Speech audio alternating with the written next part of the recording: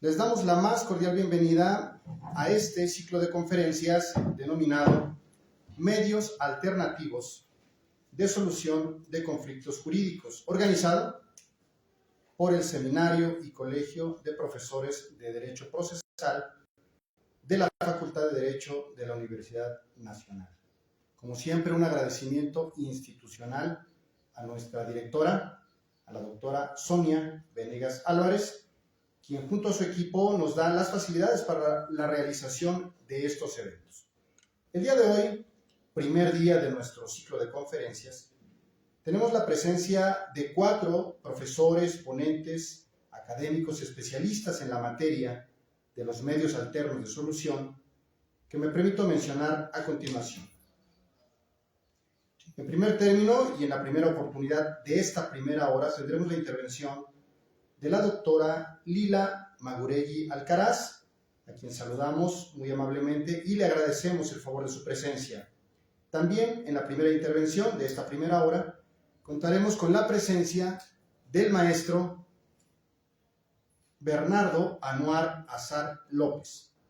Ellos nos hablarán sobre el tema regulación legal y acceso al servicio de los mecanismos alternativos. En una segunda intervención, es decir, en la segunda hora, tenemos la presencia de la maestra María Imelda Ortega Vera, quien en compañía del mediador, el licenciado Juan Bautista Arce Sánchez, se harán cargo de los temas convenios en los conflictos familiares y resolución por acuerdo de los conflictos mercantiles. Es así como formalmente damos inicio a los trabajos de este ciclo de conferencias, insisto, denominado Medios Alternos de Solución de Conflictos Jurídicos. Sean todas y todos bienvenidos. Le damos entonces la palabra a la doctora Lila Maguregui Alcaraz. Es suyo el micrófono, doctora. Buenas tardes, muchas gracias por estar aquí este día con nosotros y pues en especial un agradecimiento al maestro Bernardo Azar por la invitación y las atenciones que ha tenido conmigo para este día. Pues hablando un poquito entonces de la regulación que tienen los mecanismos alternativos de solución de controversias, pues tendríamos que partir por lo que nos dice la Constitución Política de los Estados Unidos Mexicanos. Como es conocimiento de nosotros, pues el artículo 17 nos habla de esta garantía que tenemos todos los mexicanos del acceso a la justicia. Y es en su párrafo tercero en donde nos establece un primer acercamiento en el cual nos habla de que las autoridades judiciales tendrán que privilegiar la solución de conflictos sobre los formalismos procedimentales.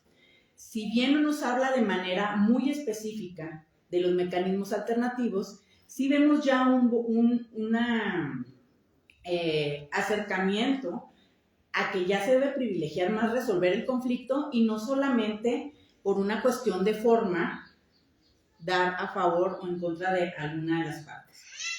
Asimismo, en el párrafo quinto nos habla específicamente de que habrá leyes que van a prever los mecanismos alternativos de solución de controversias. Y en el artículo 73, fracción 29, nos habla como facultad del Congreso, pues expedir estas leyes. Entonces, pues bueno, de aquí se deriva la expedición y publicación de la Ley General de Mecanismos Alternativos de Solución de Controversias, que fue publicada el 26 de enero del año 2024. Esta es una ley muy esperada por todos aquellos que estamos inmiscuidos en los temas de los MAS, no me dejarán mentir aquí los maestros aquí presentes, precisamente porque las entidades federativas habían estado regulándolo a manera de lo que los doctrinarios nos decían, ¿no? Pues esto debe ser así, esto debe ser de esta manera, pero no teníamos una directriz general que nos guiara de manera más amplia a todas las entidades y pues bueno, cada estado hacía pues con lo que tenía, ¿no? Entonces, a partir de este momento es que las leyes locales tuvieron un año porque ya se les venció, para adecuar su regulación a lo que nos dice la Ley General de Mecanismos Alternativos, ¿sí? Y pues bueno, ¿qué es lo que nos dice esta ley? A grandes rasgos nos marca 5 mecanismos alternativos. Nos habla de la negociación colaborativa, la mediación, la conciliación y el arbitraje, ¿sí? Una de las cuestiones que creo que nos quedó a deber un poquito esta ley fue en relación a las definiciones propias de cada uno de estos mecanismos alternativos. ¿Por qué? Porque nos lo dice de manera muy genérica. Para empezar, nos define un mecanismo alternativo como un procedimiento no jurisdiccional para resolver de manera pacífica y benéfica para las partes un procedimiento o un conflicto a través de concesiones recíprocas. Es lo único que nos dice, ¿no? Y partiendo de ahí, pues bueno, nos habla de una negociación, un proceso en el cual las partes, a través del diálogo, con la intervención de un tercero o no, van a resolver un conflicto. Una mediación, bueno, a través del diálogo, las partes van a resolver un conflicto con la asistencia de un tercero llamado persona facilitadora. La conciliación, lo mismo, y lo único que le cambia un poquito es a través de la participación activa de la persona facilitadora. Entonces sí creo que nos queda de ver un poquito la definición de cada mecanismo alternativo, porque partiendo de cada definición es que nosotros podemos identificar como usuario qué es lo que más nos conviene, ¿no? Oye, pues, ¿qué es una mediación? Pues voy a resolver un conflicto. ¿Y la conciliación? Pues también, ¿no? Híjole, entonces, ¿cómo voy a diferenciar uno de otro? ¿No? Pues ya entrar ahí el papel de la persona facilitadora a la hora de cada sesión para poder explicarle a las partes en qué consiste uno y en qué consiste el otro.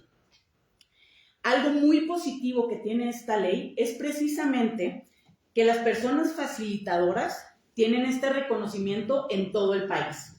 Es decir, si a mí me da mi certificación el estado de Chihuahua, yo válidamente puedo llevar a cabo una mediación o una conciliación en cualquier otra entidad federativa. Incluso los convenios que se firmen en Chihuahua son ejecutables en todo el país, suponiendo que hubiera a lo mejor algún derecho o alguna obligación que tuvieran que cumplirse en algún otro lado, es posible ahora con esta ley. Y bueno, también nos habla un poquito de cuáles son los requisitos para poder ser una persona facilitadora. Cada entidad federativa pues tenía sus requisitos. Por ejemplo, el estado de Chihuahua tenía como un requisito indispensable que la persona facilitadora o el mediador, como se le solía llamar antes, tenía que tener la licenciatura en Derechos. Específicamente, si no, no podía llevar a cabo estos procedimientos. Esta ley da pie a que cualquier persona con un título y cédula profesional en licenciatura pueda llevar a cabo estos mecanismos, siempre y cuando, pues bueno, acredite que tenga el título y la cédula, que tenga nacionalidad mexicana, en pleno uso y goce y ejercicio de sus derechos, no haber sido sentenciado por algún delito doloso, no ser deudor alimentario. Esto también creo que es algo muy positivo y de mucho, pues, innovación, ¿no? Ahorita que está tan de moda eso de los deudores alimentarios, pues bueno, no estar ni siquiera registrado en el padrón de los deudores alimentarios. Y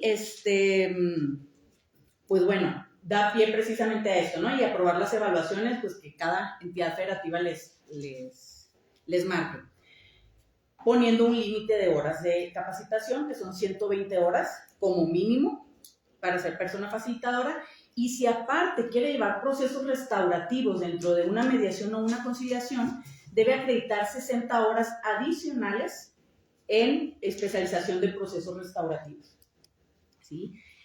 Otra cosa muy positiva que tenemos es que les da fe pública a las personas facilitadoras. Esto era algo que aquí en la Ciudad de México ya se tenía. Sin embargo, no era algo que se tenía en todos los estados. Me parece que solamente en la Ciudad de México, en Morelos y en Hidalgo, se les daba esta facultad a los facilitadores, pero en otras entidades se les daba esta fe pública únicamente pues a los directores de los centros públicos en ciertas cuestiones. Entonces, el que les den esta fe pública, ¿para qué? Pues bueno, para la celebración de los convenios, para emitir copias certificadas de los mismos convenios que llevan ahí a su cargo, o para respecto a los documentos que formen parte del expediente que ellos hubieran tenido a la vista al momento de que se llevó a cabo el procedimiento, ¿no? Entonces, esto es algo que tenemos muy positivo en esta ley. También, pues bueno, no está de más comentar que marca ciertos principios generales que deben de velar cualquier mecanismo alternativo. La autonomía de las partes, la imparcialidad, la neutralidad, la legalidad, la flexibilidad, la honestidad, la gratuidad, la buena fe, entre otras, ¿sí? Nos habla también de cómo los facilitadores, a la hora que son certificados, el centro público al que pertenecen tiene la obligación de subir y registrar a la Plataforma Nacional de Personas Facilitadoras este registro. ¿Para qué? Para que sea conocimiento de todo el mundo quiénes tienen esta certificación y quiénes la tienen vigente, etc. ¿Sí? Entonces esto también es algo muy positivo. También dentro de la procedencia que tenemos en los mecanismos alternativos, pues nos habla que proceden todos aquellos que sean derechos disponibles, renunciables, que no afecten intereses de niños, niñas y adolescentes y que no afecten disposiciones de orden público. O sea, en general es algo muy, muy genérico. Yo creo que les faltó aquellos asuntos o conflictos en donde no haya violencia. Sabemos que esto siempre ha sido una limitante para llevar a cabo procedimientos pacíficos, que no haya habido de por medio una violencia, ¿sí? Y bueno, respecto de los convenios, también ya era algo muy común en las entidades federativas que los convenios tuvieran efecto de cosa juzgada, ¿sí? Estos convenios, como les comenté hace un momento, pues son ejecutables en cualquier parte del país. Una vez que la persona facilitadora celebra un convenio, lo tiene que mandar registrar, ¿sí? Va a haber, o ya debe de existir, el sistema de convenios, en donde van a estar estos convenios, se les tiene que poner un número de identificación y pues obviamente datos muy generales, ¿no? Entonces, la persona facilitadora tiene 10 días para mandarlo al sistema de convenios y ya el centro público al que pertenece, pues tendrá 30 días hábiles para subirlo al sistema, ¿sí? Algo también que llamó mucho la atención de algunos es que marca un límite de tiempo para resolver conflictos. Es decir, si se lleva a cabo un procedimiento de mediación o de conciliación que no fue por derivación judicial, se tiene que resolver en máximo 3 meses. Pero nos da esta puerta, nos abre esta puerta en donde dice salvo que las partes acuerden lo contrario, ¿sí? Sin embargo, para los procedimientos que derivan de un asunto judicial, no nos marca un límite de tiempo. Lo único que nos dice la ley es, el facilitador tiene 3 días para avisar a la autoridad jurisdiccional que está llevando a cabo el procedimiento de las partes de tal juicio, de tal juzgado, y si se concluye ese procedimiento, pues bueno, tendrá un día hábil para que la autoridad jurisdiccional pues emita las resoluciones y los acuerdos que tenga que emitir, ¿sí? Y pues bueno, a manera bueno, antes de concluir, algo que les comentaba ahorita que había estados que limitaban la participación de los facilitadores a una licenciatura en Derecho. Lo que sí nos habla esta ley es que podrán las personas facilitadoras acercarse pues a un abogado para que sus convenios tengan esta validación técnico-jurídica y pues que no vayan a incurrir en que, bueno, pues ya celebré el convenio, pero ¿de qué sirvió si de todas maneras me lo están echando para atrás, ¿no? ¿Por qué? Porque a lo mejor no hubo cuestiones de la ley que yo permití que arreglara, pero por ley no se podía. Entonces por eso es importante que las personas facilitadoras se alleguen de un abogado para que les auxilie en estas cuestiones. Y pues bueno, para terminar de manera anticipada un procedimiento, nos habla de algunos supuestos. Algunos de ellos sabemos que es muy importante la confidencialidad dentro de los procesos, precisamente para evitar que las partes quieran iniciar una mediación, una conciliación para obtener información que pudieran utilizar en un juicio, ¿no? Entonces, si alguna de las partes revela información confidencial, el facilitador puede dar por terminada el procedimiento de mediación o conciliación que esté llevando a cabo. También si las partes ya no quieren seguir, válidamente pueden hacérselo saber a la persona facilitadora y él dar por concluido el procedimiento. También cuando el facilitador constate que alguna de las partes está entorpeciendo el procedimiento o que tiene argumentos con los que ya no se puede continuar, ¿no? De manera pacífica solucionando este procedimiento. Y pues porque haya cuestiones agresivas o muchas interrupciones a lo largo de estas sesiones, que falten a más de 2 sesiones sin ninguna causa justificada. Esto es muy importante porque era algo que pasaba mucho, ¿no? Que citaban a las partes, no acudían y ¿qué pasaba? Pues que se perdía esta credibilidad en los mecanismos alternativos, ¿no? Que no solamente se hablaba antes de que su función era descongestionar los tribunales y que iba a ser más rápido. La verdad es que no es eso, ¿no? O sea, sí, claro, van a ayudar a descongestionar los tribunales y seguramente va a ser más rápido, pero la finalidad no es esa. La finalidad es que puedas resolver tu conflicto y que quedes satisfecho con la solución y que no solamente digas, híjole, pues yo tenía a lo mejor un peor abogado o a lo mejor el juez no entendió lo que yo le quise decir. No, lo que se trata aquí es de que haya una satisfacción real en la impartición de justicia y que esta impartición de justicia no sea decisión de alguien más, sino que sea una decisión que yo como usuario tomé. Yo como usuario fui parte de la propia justicia que se me está impartiendo y tiene una validez legal, ¿sí? Entonces eso es algo muy importante que hay que rescatar. Y pues bueno, a manera de conclusión y de reflexión, pues claro, tenemos textos muy bonitos en materia de solución pacífica de conflictos, pero más allá yo creo que se necesita promover a partir de las escuelas, los gobiernos, las asociaciones, esta parte de la cultura de la paz. Las personas necesitamos saber resolver nuestros conflictos, necesitamos saber dialogar, necesitamos ponernos en el lugar de otro, saber escuchar, porque si no, de nada sirve que tengamos personas facilitadoras muy capacitadas que a final de cuentas a lo mejor no van a lograr que se dé esta comunicación. Esto es parte de una cultura que se tiene que ir generando en toda la sociedad, desde todas las aristas que se nos puedan dar, precisamente para tener esa capacidad de ser responsables de lo que estamos decidiendo y ser responsables de lo que se va haciendo día con día. Muchas gracias.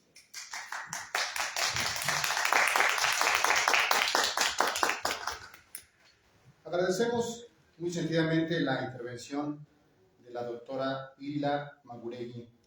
Muy amable por sus reflexiones. Si alguien del público tiene la intención de formularle alguna pregunta, alguna reflexión, alguna duda a la doctora, este es el momento, por favor, que levante la mano. Pues, doctora, muchas gracias por su intervención. Rapidísimo una pregunta. ¿Cuál va a ser el objetivo del registro de los convenios? ¿Sería simplemente publicitario, darle transparencia, o va a tener efectos constitutivos de derecho? Todas, ¿no? O sea, precisamente es que, a ver, si tú llevaste a cabo un procedimiento aquí, que a lo mejor vas a tener derechos que pudieras reclamar en otro lado, pues bueno, que el centro público al que tú pudieras acudir en otra entidad federativa pueda acudir precisamente para ver, bueno, ¿sabes qué? Este asunto ya se vio y ya se resolvió acá. No es únicamente transparencia, simplemente es también para tener unos efectos jurídicos respecto a ese tema. ¿Alguna otra persona que desee formularle a la ponente algún cuestionamiento, reflexión, duda? Bien, vamos a darle el uso de la voz ahora a nuestro segundo ponente de esta primera hora. Él es el maestro Bernardo Anuar Azar López. Adelante, estimado profesor, tiene usted el uso de la voz. Sí, muchas gracias.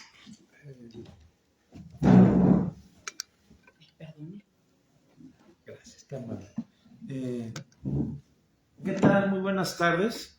Pues vamos a platicar sobre los MASC, su razón de ser. Ahorita la doctora nos estaba platicando sobre la nueva Ley General de los MASC, emitida el año pasado. Y también tocó una serie de puntos como son los lineamientos en materia de MASC. Ahorita hay lineamientos en materia de requisitos del facilitador porque ya no se habla de un mediador conciliador, sino es un facilitador. Y nos dijo, híjole, pues es que en facilitador me hablas de mediación y conciliación a la vez. Y bueno, no lo, propiamente estos lineamientos, pues así los podemos entender. Ahora, ella toca mucho la operatividad también de los MASC. Allá hablamos de los MASC en materia civil, familiar, mercantil.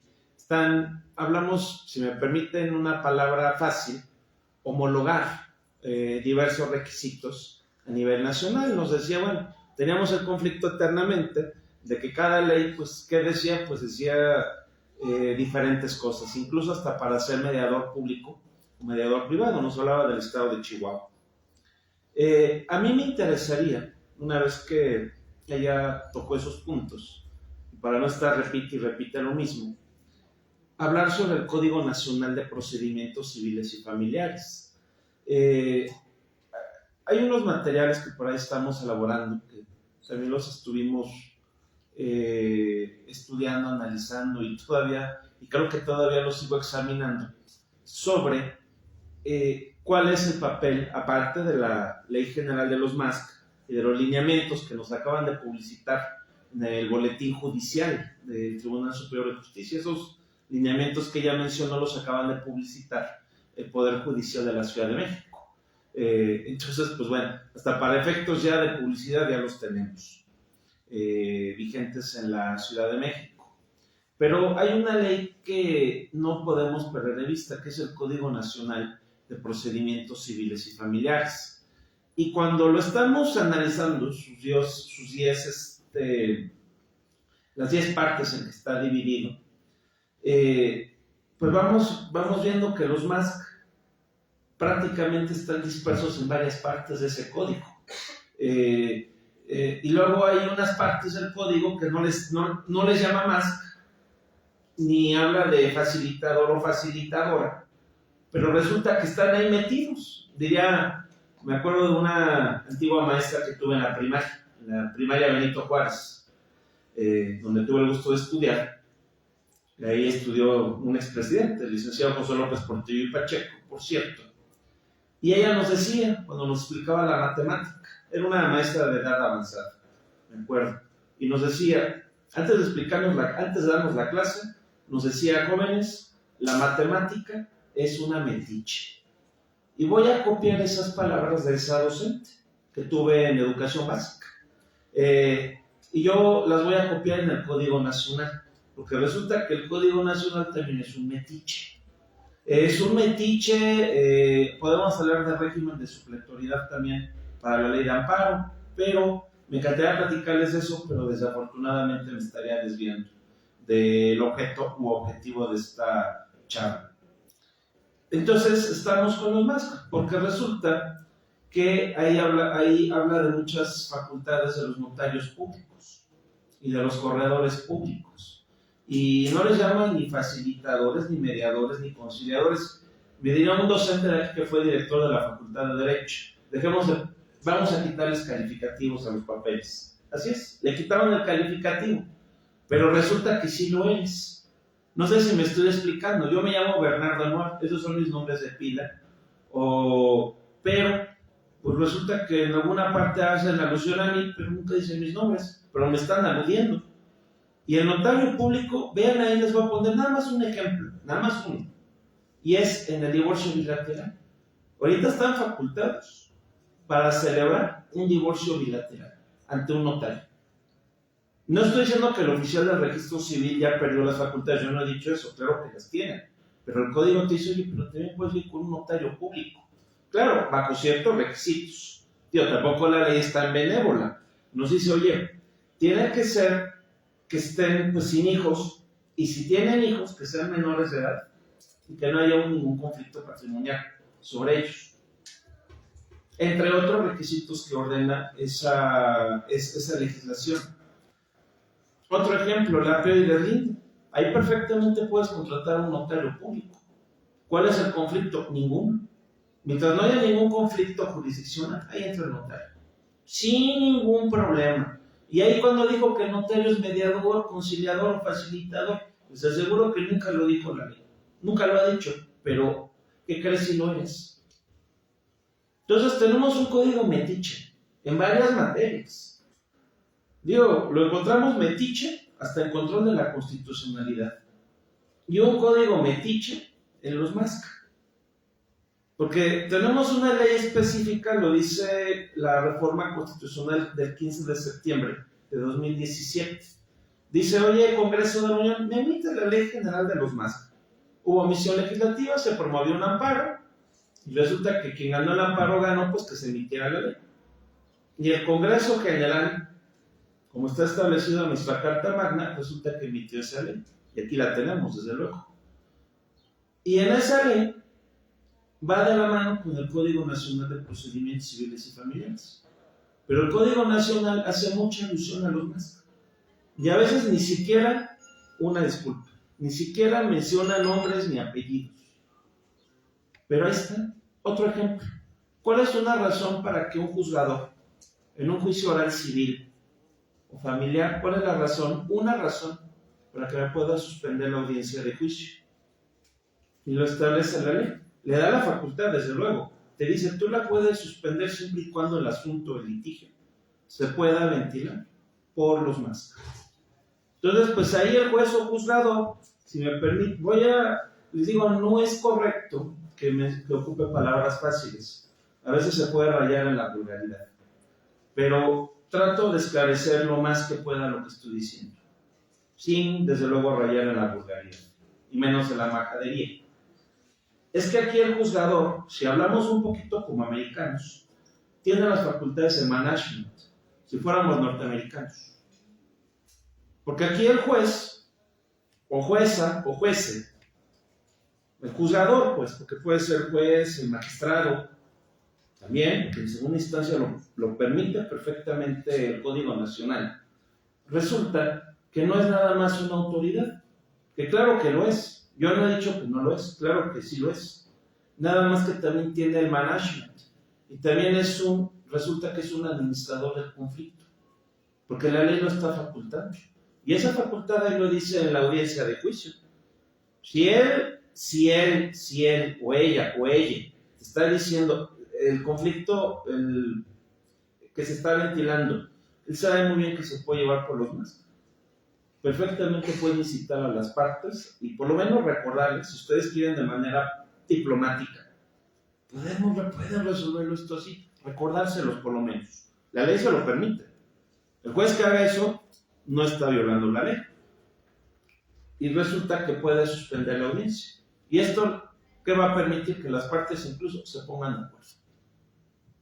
Y si se ponen de acuerdo, les tengo una buena noticia, fin del asunto.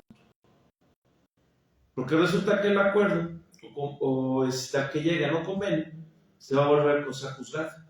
Y va a tener la característica de un título ejecutivo en materia civil. Con base en lo que dice el Código Nacional, desde luego. Oigan, y si estamos en segundo grado o en segunda instancia, yo ya interpuse mi apelación. Por 1000 razones no llegamos a ningún acuerdo. Por muchas razones. Se litigó el asunto y perdí el asunto. Yo considero que esa sentencia es ilegal. Bueno, me van a decir, oye, pues creo que está el recurso de apelación, lo puedes interponer. Es correcto. ¿Y qué dice ahí el Código Nacional?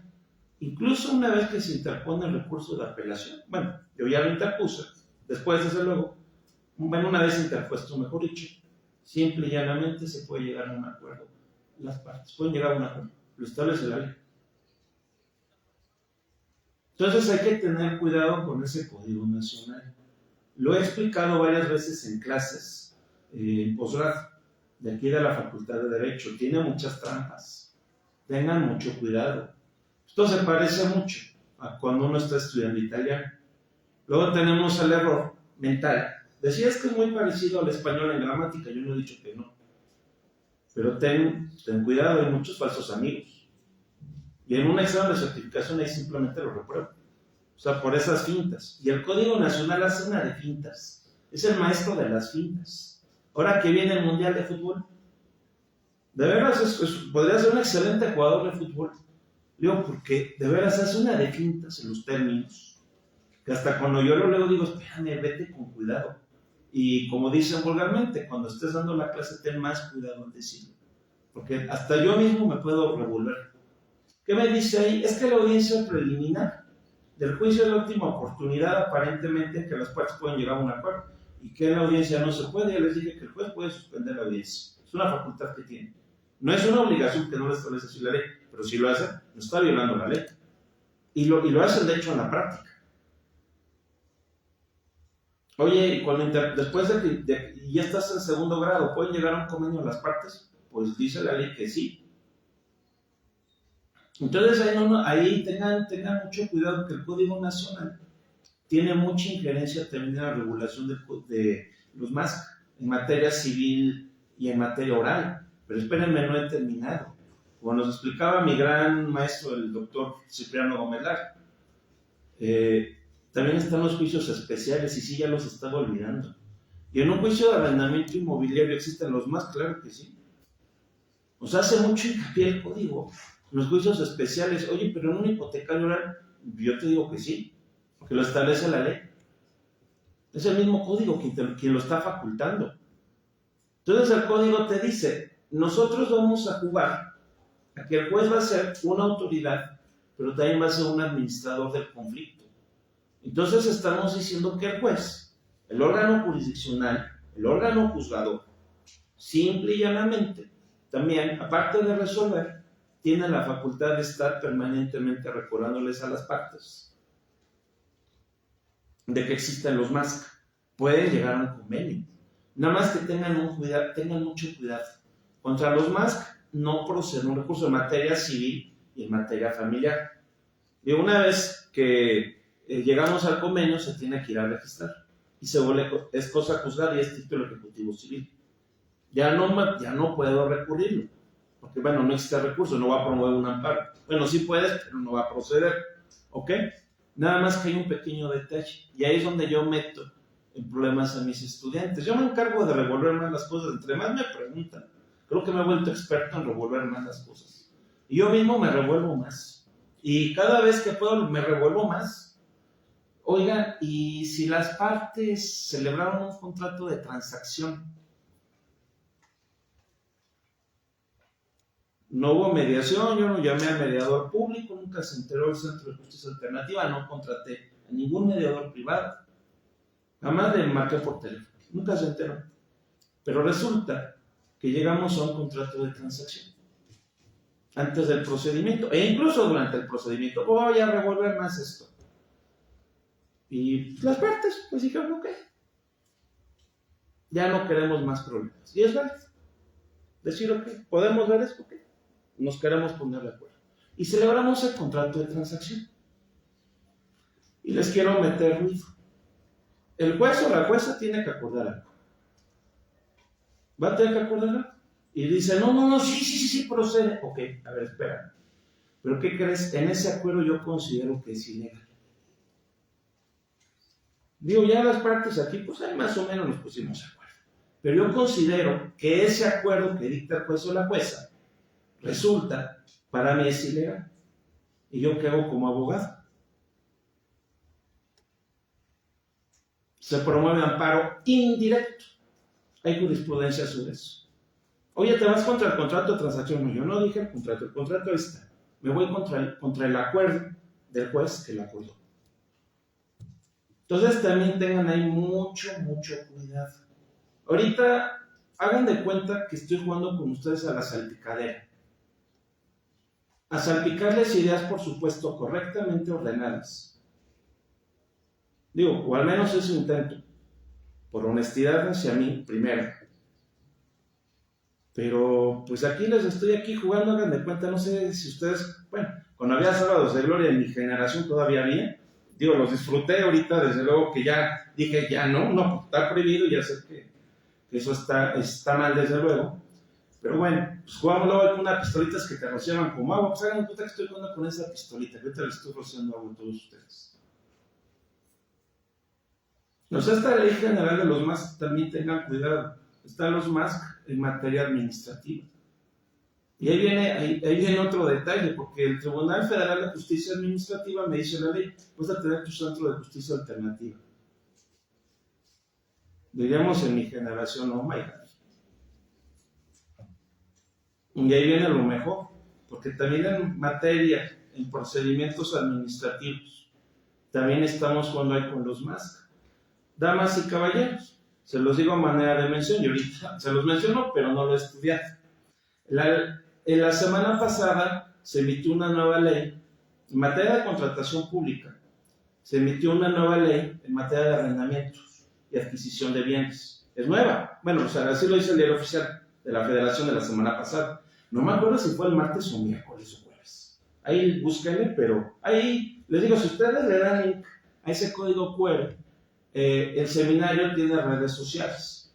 Y ahí tenemos un repositorio con las reformas legales a nivel federal y de la Ciudad de México desde mayo de 2023. Ahí las pueden encontrar. Ahí tenemos las reformas constitucionales y bueno, ahí los pueden encontrar. Desde luego, por eso es público.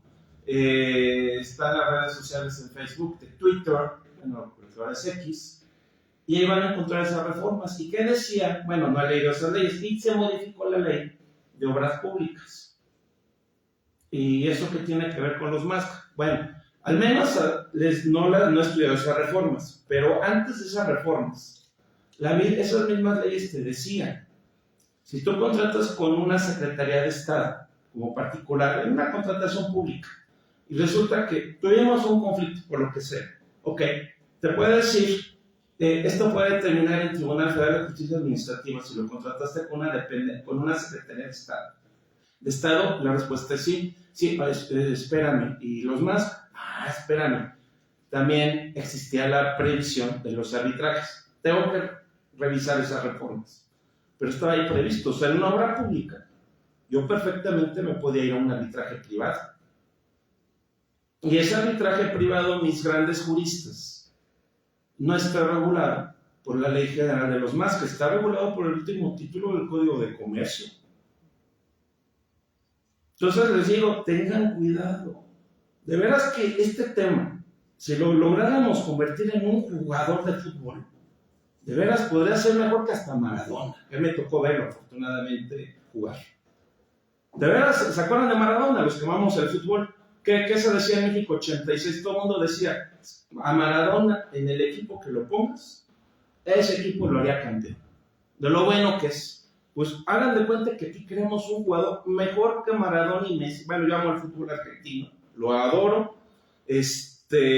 pero, y a la selección argentina y varios títulos que ha ganado, hasta en Juegos Olímpicos. Pero, yo creo que esos jugadores se quedarían chiquitos si lográramos hacerla humana de lo poquito que les he platicado ahorita.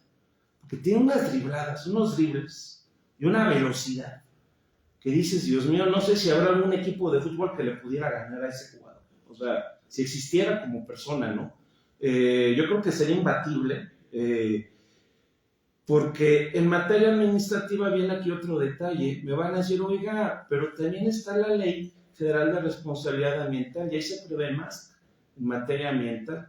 No, hombre, pues no he dicho nada. ¿Y qué pasó con Profeco? Bien, gracias, también tiene su procedimiento. ¿Y la CONAMED? No, también. Ah, caray, entonces, ¿de cuántos procedimientos administrativos estoy hablando? No sé, son muchos. Ya no sé de lo que estoy hablando. ¿Cómo está acercar al contribuyente con el fisco, con Profedet? Prodecon, la Procuraduría de la Defensa del Contribuyente. Y vean aquí el papel tan grande que tiene. Y hay que recordar lo que pasó con el actual TEMEC, que vino a abrogar al Telecán. Y ahí están los más, están metidos hasta la cocina. Porque tenemos más en materia laboral, en ese TEMEC, pero también en materia de comercio internacional, en cuotas compensatorias. Oye, y la inversión, ¿no? ¿Qué pasó? También están metidos. Qué interesante. Y ven, eso es lo más curioso, no les he dicho nada. O sea, esto parecería que esto es un sueño. No he terminado, no les he dicho absolutamente nada. Para que el artículo 17 constitucional nos venga a recordar, oigan, hola, ¿cómo están? Existe el derecho humano de acceso a la justicia. Porque eso lo dice el 17. Ya que compararon con el artículo 25 del Pacto de San José. Y nos dicen, es que existen los juzgados para tocar las puertas. Por supuesto que sí. Ahí están los juzgados, es un derecho que tienes. Tan es así que cuando tú acudes a un juzgado o a un tribunal, estás ejerciendo también otro derecho. Y muchas veces ni te enteras. Y es el derecho que está previsto en el artículo 8 constitucional, que es un derecho de petición.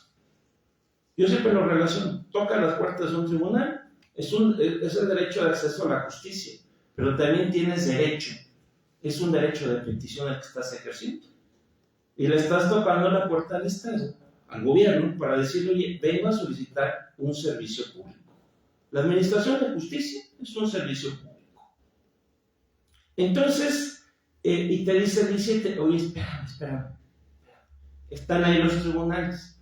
Pero ¿sabes qué? Dejémonos de un vocabulario tan frío y podemos ser un poco más amables. Y ahí es donde prevé a los más. Y ahí nos prevé dos principios siempre. Nos dice, es que hay dos principios, ¿cuáles? Uno, que las partes quieran resolver el conflicto. Bueno, yo diría que el primero, que la ley prevea que ese conflicto se pueda resolver por más. Ese es ineludible. Y la otra, que las partes quieran. Si tenemos esos dos elementos, ya podemos platicar de máscara.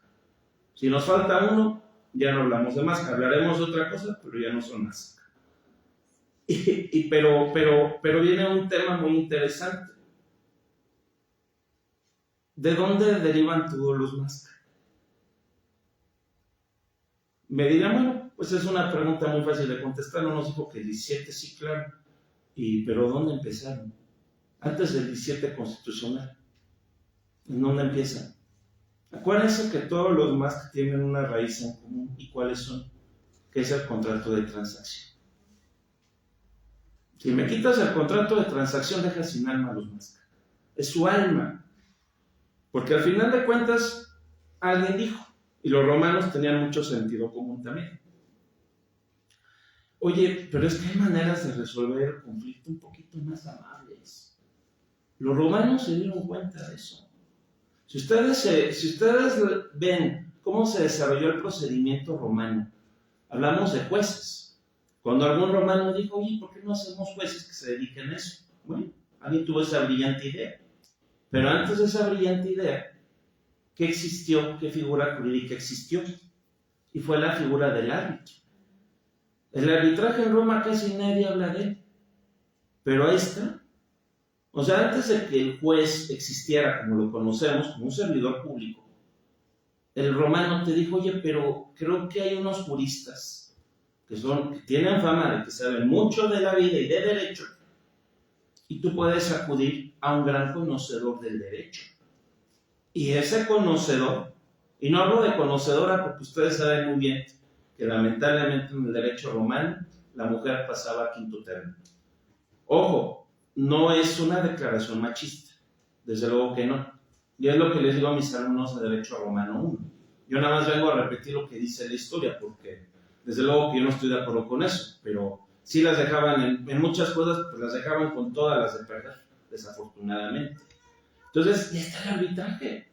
O sea, había un experto, había todo un experto, y aparte la gente le tenía toda esa confianza de acercarse y decirle, tenemos este problema. Y ese jurisconsulto era quien iba a dar la solución o soluciones. ¿Cómo podían resolver las partes de ese conflicto? Ahorita les voy a agregar algo que yo he reflexionado mucho con una gran amiga mía, que es maestra de aquí. Considero que es una persona muy, muy ecuánime en la vida. Y hemos sido, aquí nos conocimos en el pupitre, en el primer día de la carrera. Y ella me decía, y estoy copiando sus palabras porque no son mías. La verdad de las cosas, ella dice, yo le tengo mucha fe a los máscaras. Si alguien me dijera qué esperanza, qué fe yo tengo en ellas, yo la tengo toda. ¿Qué problema estamos viendo? Después de estar aquí jugando, que nada más lo estoy rociando con agua. ¿Qué problema estamos teniendo? El Estado ya no se da abasto. Es mucho conflicto el que tiene. Los jueces, los magistrados, los ministros, quien esté al frente, tiene mucho trabajo. ¿Y cómo le vas a exigir que se meta a fondo de tu asunto? ¿Cómo se lo vas a exigir? Y que te dominen los expedientes de pe a pa, y que casi en cada sentencia te haga una tesis de doctorado. ¿Cómo quieres que haga eso si tiene una lista interminable de asuntos? O sea, humanamente, yo no sé cómo le pueden hacer. Entonces ahí que estamos viendo un gran rezago de asuntos. Es normal, llegan muchos asuntos. ¿Y cuál es la fórmula que ha empleado en nuestro país? Y es una fórmula que lamentablemente la hemos mal empleado. Y prácticamente desde hace 2 siglos que existe este país, como país independiente. El gran conflicto que tenemos es, nos saturan un juzgado de asuntos y le vamos a pedir más dinero al secretario de Hacienda. ¿Para qué? Para que abra más juzgados.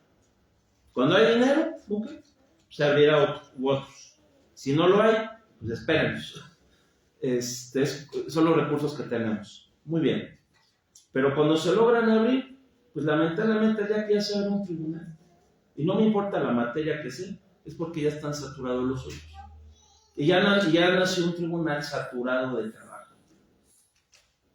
Entonces, y lo hemos hecho en 200 años, hemos estado repitiendo esa fórmula. ¿Cuál es la consecuencia? Que cada vez es más litigioso todo. Alguien me decía en la práctica, es que saben que el abogado, la abogada, cada vez se nos pone más viva. Se nos ponen más vivos. Cada vez hay mayor grado de litigiosidad por muchas cosas, por muchas razones. Entonces, ¿qué está pasando con los tribunales? Están llenos ya de trabajo. No es posible decirle al gobernador, oye, te voy a ofrecer un servicio público rápido. ¿Rápido de dónde? Si estás llenísimo de trabajo. Yo creo que ahí tienen una gran oportunidad los MASC. Si a mí me dijeran, los promuevo en clases y más. Aquí hay estudiantes míos en telecomunicaciones y pues que hemos platicado de los MASC. A ver, platíquenme. No me digan que no les he dicho que nos pueden ayudar, porque si no, no se preocupen, en la siguiente sesión yo se los explico. Entonces, yo creo que ahí se puede tener una gran oportunidad. Se me olvidó apagar esto, bueno, nada más he estado aquí. Estoy aquí nada más con placebos con este teléfono. Se me olvidó apagar igual. Una disculpa. Nada más lo oprimo el botoncito, pero apagan. Entonces, de veras, con mucho gusto, pues, yo les puedo compartir lo que les he dicho. Estamos aquí todavía reflexionando más sobre estos lineamientos, todos los bemoles que tiene. Y ya para terminar mi intervención, la Ley General de los MASC aparentemente abroga muchos estatutos. Aparentemente. Nada más que hay una cuestión. Cuando te vas aquí a los lineamientos, diversos lineamientos de evaluación de los facilitadores, requisitos, de la base nacional de convenios, aquí viene un problema, y es, yo encuentro muchas derogaciones tácitas. ¿Por qué? Porque yo ahí comparando con la legislación de la Ciudad de México, están las reglas del mediador privado y el reglamento interno del Centro de Justicia Alternativo. Y si ustedes me preguntaran, ¿usted considera que ya están abrogados? Híjole, es que aquí los lineamientos nos dice, pues es que también tienen que ver sus leyes locales. Y yo digo, híjole, ¿ya los voy a abrogar? Yo digo, son derogaciones tácitas. O sea, todavía yo considero que hay reglas que se pueden observar. Ahora, que las va a atender el Centro de Justicia Alternativa, al menos voy a hablar del Poder Judicial de la Ciudad de México, yo no lo dudo. Digo, de verdad, ahí conozco gente muy valiosa, como, bueno, yo les llamo mediadores, ya sé que son ahora facilitadores. Conozco gente muy, muy valiosa, muy ética en su trabajo. Y sí, es lo que me he puesto a investigar, bueno, ¿y cuándo los van a cambiar? Y me digo, bueno, en eso estamos. Entonces, ahorita están las reglas del mediador privado, ese reglamento interno o interior del Centro de Justicia Alternativa. Y bueno, pues no sé cómo vayamos de tiempo, mi gran moderador. Me quedan 5 minutos y aquí tenemos a un moderador de lujo, es nuestro maestro Marco. Él siempre dirige un gran programa que se llama Miércoles Procesales. Entonces, pues si ahí le dan link a ese código QR, ahí están, también en un repositorio, tenemos todas las sesiones de este año, todas sus entrevistas. Y bueno, créanme lo que es un entrevistador bastante dinámico y la hora en que dura su programa nunca la sientes. Entonces, pues vamos a platicar así, un temita así muy, muy chiquito, que también nos lo hemos volado, como dirían vulgarmente, y es la justicia alternativa. ¿Qué pasa? Perdón, con la justicia, sí, es justicia alternativa, la justicia restaurativa. Y ahí que necesito que tengan mucho cuidado, porque esta ley general de los MASC, aparte de que hace unos dribles muy bonitos, junto con el Código Nacional de Procedimientos Civiles y Familiares, creo que viene ahora un tercer jugador, y se llaman las salidas alternas o alternativas en materia penal. Tengan cuidado, no las confundan con los MASC.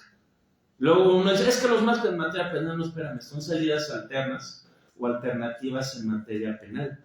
Y ahí tenemos que hablar también de una justicia restaurativa. Y como dicen vulgarmente, pues el derecho penal nada más se dedica a las penas, a las medidas de seguridad y a los delitos. Y es todo lo que te va a ofrecer el derecho penal.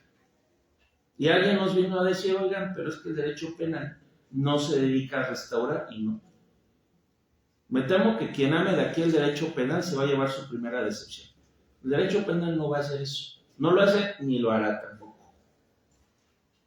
Entonces, cuando estamos hablando de esa justicia restaurativa, es cómo tratar de arreglar lo que ya fracturamos. En materia penal, cuando se comete un delito, va a haber una víctima u ofendido. Y ya fracturamos a la sociedad, desafortunadamente, cometiendo ese delito. Entonces, dicen, es que hay que hablar ahora de una justicia restaurativa. La justicia restaurativa, no deben de olvidar que va a tratar de pegar eso que desafortunadamente ya quedó fracturado de la sociedad. Pero les tengo otra noticia hablando de los dribles. Viene otro jugador. Y resulta que en el Código Nacional de Procedimientos Civiles y Familiares también habla de una justicia restaurativa en materia familiar. Y como dicen vulgarmente, ahí está estirando la pata. Ahí estamos estirando la pata. Porque ¿cuál es el problema cuando estamos estirando la pata? Que la justicia restaurativa, y esto me lo han dicho hasta por experiencias en materia familiar, está previsto en el Código Nacional de Procedimientos Civiles y Familiares. Y si nos vamos a juicio oral familiar, ahí podemos hablar de un acuerdo de justicia restaurativa. Bueno, la ley no lo prohíbe. Oye, y nos vamos a mediación, también ahí podemos hablar de justicia restaurativa. Pero ¿cuál es el problema? Que en la práctica luego es difícil observar. Que generalmente cuando hay un conflicto interpersonal, es muy difícil que alguien diga, oye, ¿sabes qué? Me equivoqué y yo tengo tal responsabilidad. Es muy difícil eso. Porque en materia familiar es como cuando tienes conflicto con otra persona. Como dicen vulgarmente, a veces la culpa es de los dos, pero luego ya no sabe uno dónde empezó la tuya y dónde empezó la mía. Dicen por ahí también, la adrenalina te tapa el cerebro. Y es muy difícil razonar. Pero existe ahí la figura. Se ha aplicado mucho, lamentablemente, al menos en el Centro de Justicia Alternativa del Tribunal Superior de Justicia, han sido pocos los casos. Pero quien se quiere ir por ese camino, ahí está. Porque ahí también no es nada más pagarle a la persona económicamente el daño que le hiciste. En muchas ocasiones es también, pues prácticamente prever desde la ley, oye, perdóname, Y ahí está ese pequeño gran problema. Entonces, en materia familiar, ahí está prevista esa figura, pero también la tenemos en materia penal. Están los acuerdos reparatorios, la suspensión condicional del procedimiento, el criterio de oportunidad, ahí los tenemos. Entonces, ¿cómo podemos restaurar aquello que ya destruimos, que lesionamos, que fracturamos? Muchas veces ante un ilícito.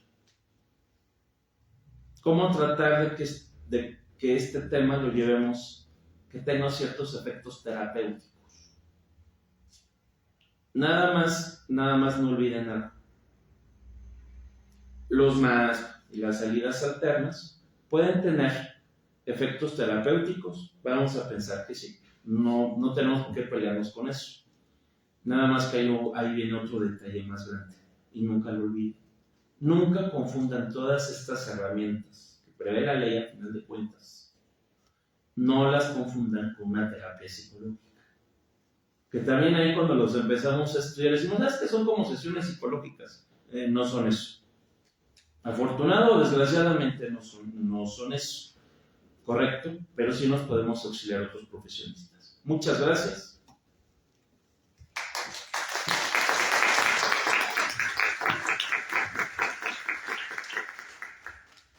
Agradecemos la intervención de los dos exponentes, a la doctora Lila Maguregui y al maestro Bernardo Azar. Jóvenes, ustedes quienes llegaron desde el inicio de la ponencia de la doctora Lila, pudieron escuchar esta visión normativa y ahora una visión reflexiva. Lo único que podría acotar a este respecto es que debemos tener todos la obligación de desarrollar estos dos ámbitos de visión jurídica. La visión normativa, es decir, analizar con lupa la ley para establecer los alcances de la misma, sus posibilidades, pero también el ámbito reflexivo, poder revisar y cuestionar si lo que dice la ley efectivamente es coherente, es conducente, es aplicable o no a un caso concreto. Vamos a continuar con los trabajos de este ciclo de conferencias. Ahora toca el turno a los dos ponentes que ya les anunciaba, pero parece que no estaban todos acá presentes. Voy a repetir sus nombres, si me lo permiten. La maestra María Imelda Ortega Vera y el mediador Juan Bautista Arce Sánchez, quienes nos hablarán acerca de los convenios en los conflictos familiares, por una parte, y la resolución por acuerdo de los conflictos mercantiles en segundo término. Tiene usted el uso de la voz, estimada maestra María Imelda Ortega. Muchas gracias. Pues bueno, buenos días, no, ya son buenas tardes. Buenas tardes a todos el día de hoy. Y pues bueno, agradezco infinitamente la oportunidad y la invitación a la Facultad de Derecho de la Universidad Nacional Autónoma de México, al Seminario de Derecho Procesal y al Colegio de Profesores de Derecho Procesal por la honrosa invitación para participar en este ciclo de conferencias en temas de mecanismos alternos de solución de controversia. Mi reconocimiento en especial al doctor Rodolfo Bucio Estrada, que es el director del seminario para impulsar estos espacios de reflexión académica, y pues por supuesto al maestro Marco Antonio Sandoval, quien es el moderador justo de esta mesa, por supuesto el acompañamiento profesional que nos da. Es un honor también para mí compartir esta mesa con distinguidos colegas y amigos, entre ellos a nuestro querido mediador privado, Juan Bautista, el cual les va por proporcionar, digamos, herramientas en temas de mediación privada, a la maestra Lila, investigadora, lo cual agradezco mucho que haya aceptado también esta invitación a compartir esta mesa. Por supuesto, a mi querido amigo Bernardo Azar, que pues siempre es muy colaborador en estos aspectos, un gran impulsor en temas de mecanismos alternos, como ya hemos escuchado, y pues por supuesto que he siempre tenido la noticia de que pues ahí está impulsando a través de estos foros, a través de la crítica constructiva, pues una manera diferente de hacer justicia. Por supuesto que celebro este tipo de foros que abran la posibilidad de pensar críticamente en el derecho y sus formas de aplicación, como bien hemos estado escuchando a nuestros ponentes. No solo en el marco normativo, sino también en el tema humano, ético y, por supuesto, en el ámbito comunitario. Los mecanismos alternos de solución de controversias han sido reconocidos en el derecho mexicano. Efectivamente, nos acaban de compartir el fundamento constitucional, que es el artículo 17 constitucional, para pues utilizarlos como una manera útil en la resolución de conflictos en diferentes materias, como ya también se ha mencionado. La materia familiar, por supuesto que no es la excepción. La materia familiar es una materia tan complicada en el aspecto de la resolución de controversias, tan así que casi tienen el 50% de los asuntos que tenemos en procesos jurisdiccionales. Es decir, de todos los asuntos que ingresan en todas las materias administrativa, penal, civil, mercantil, etcétera, el 40% de ellos son o surgen en materia familiar. Eso significa que hay un foco rojo de atención en los conflictos que no son atendidos o que no son gestionados de manera adecuada, por supuesto desde el ámbito de las relaciones interpersonales. Si nosotros comparamos un procedimiento de mediación en materia mercantil, en donde el representante legal es el que va a llevar a cabo la negociación, vamos a ver que en materia familiar es muy difícil que suceda, de hecho es imposible, y que vamos a tener que negociar respecto con nuestras parejas, con nuestros hermanos, etc. Otro dato interesante es que de estos 40% de los asuntos que llegan en el ámbito jurisdiccional, muchos de ellos, como en materia mercantil o materia civil, también surgen de relaciones interpersonales, es decir, aquellas famosas empresas familiares. Si nosotros ponemos el foco rojo de atención, aquí en nuestro país tenemos empresas que han surgido a través de estos negocios familiares en los cuales también se relacionan vínculos no solamente de negocios, sino también personales. Eso hace todavía mucho más complejo la resolución de conflictos en materia familiar.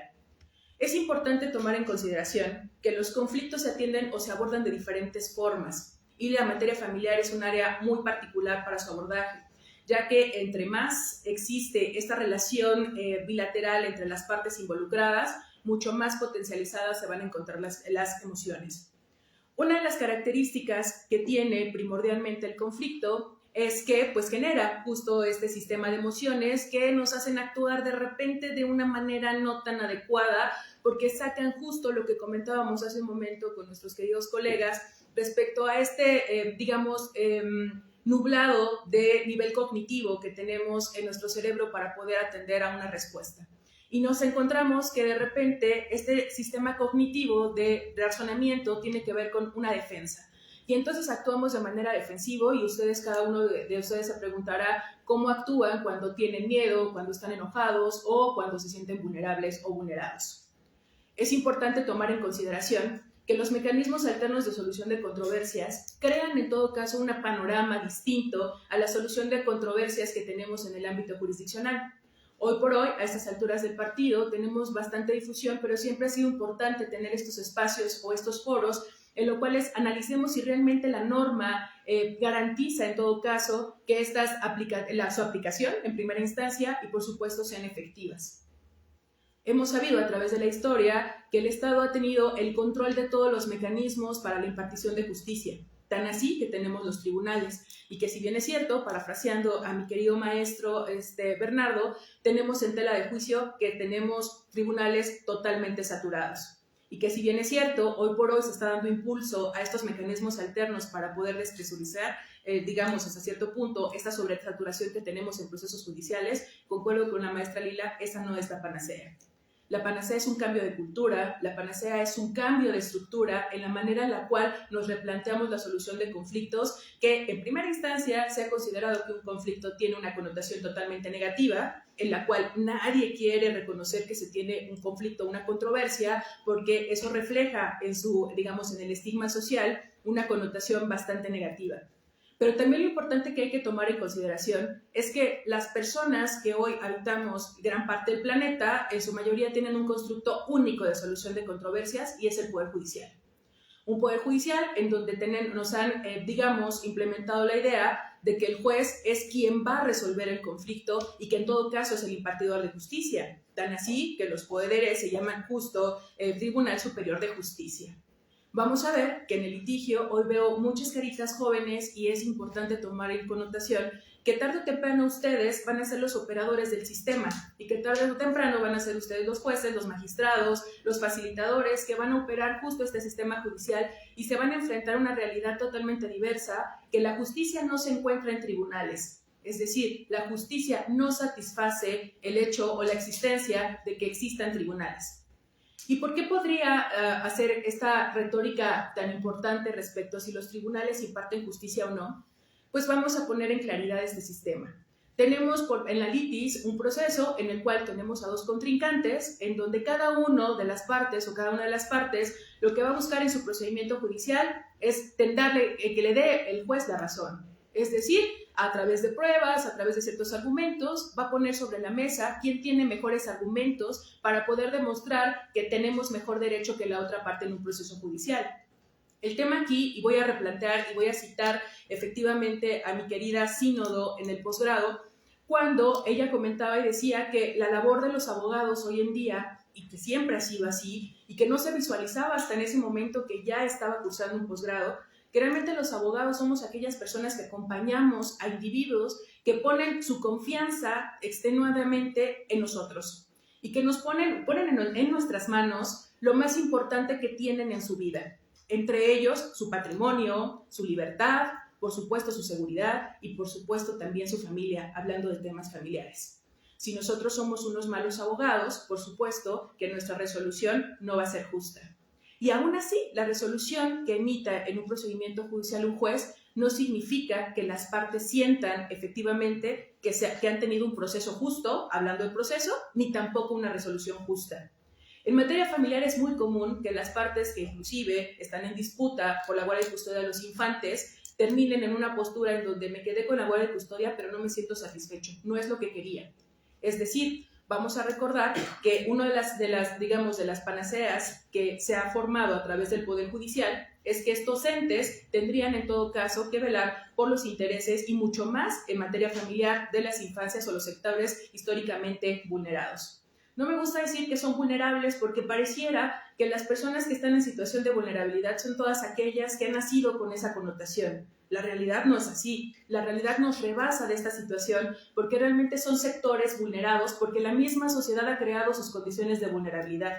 No es que una mujer haya nacido vulnerable, no es que una persona con discapacidad haya nacido vulnerable, es que el mismo contorno social y por supuesto estas herramientas que el Estado tiene que propiciar les han dado mecanismos menores de defensa para poder desempeñar sus labores dentro de un sistema social como el que vivimos. Entonces, si hablamos de sectores vulnerados históricamente, pues materia familiar también se encarga de esta situación. ¿Qué pasa en mediación o con los mecanismos alternos de solución de controversias, por lo menos en materia familiar? ¿Qué asuntos se pueden resolver mediante esta vía, que es justo la resolución de conflictos que se generan a través de divorcios, de disolución de vínculos matrimoniales, por ejemplo, o cambio de régimen patrimonial, que puede ser alguno, guardia y custodia de infantes, etcétera, ¿no? Y tenemos diferentes tesituras en donde gran parte de la incorporación de manera fehaciente de los mecanismos alternos tiene que ver con la falta de cultura. Estamos evidentemente en un sistema 100% punitivo. En las universidades, hasta hace algunos años, nos han enseñado a que un buen abogado tiene que ser aquel que gana muchos juicios en procesos judiciales. Y de repente tenemos sentencias maravillosas de millones de pesos ganados, etcétera, pero se tienen que quedar ahí colgadas porque no tenemos cómo cobrarlas, ¿no? Que el cliente no tiene para poder, en todo caso, cobrar esta cuestión. ¿Eso es justicia? ¿Es lo que realmente pretendemos que sea justicia? Que un padre no vea al infante por una cuestión o un error de procesabilidad en un tema judicial, entre otros factores. El tema de mediación familiar lo que busca en todo caso, y por eso apuesto a los mecanismos alternos para quien tenga la fortuna para quien he tenido la fortuna de compartir las aulas, tiene que ver justo con un cambio de estructura social. Y que si bien es cierto, el cambio de estructura social es lo más difícil de combatir, ¿no? Hoy tenemos asuntos en televisión, basta prender la televisión y tenemos el caso de Doña Carlota, en donde todo el mundo dice, todos somos Carlota, ¿no? ¿Por qué? Justo porque el Estado ha sido incapaz, en todo caso, de poder, solucionar los conflictos tan graves que tenemos a nivel social. A nivel social a tal grado que hemos llegado a pensar y replantearnos que la autotutela que comentaba el Código de Hammurabi hace millones y millones de años puede volverse a presentar debido a esta falta de justicia o es la falta de percepción de acceso a la justicia. Y tenemos muchos casos que tienen que ver con ese paradigma y ahora replantémoslos en materia familiar. En materia familiar, en donde pues, las personas se casan pensando con tabús y culturas generales o tradicionales, en donde pues, replanteamos no solamente un cambio en cuestión económico, porque al final del día también el matrimonio forma parte de un acto jurídico que conlleva diversos derechos y obligaciones, vamos a ver que también el tema cultural es importante.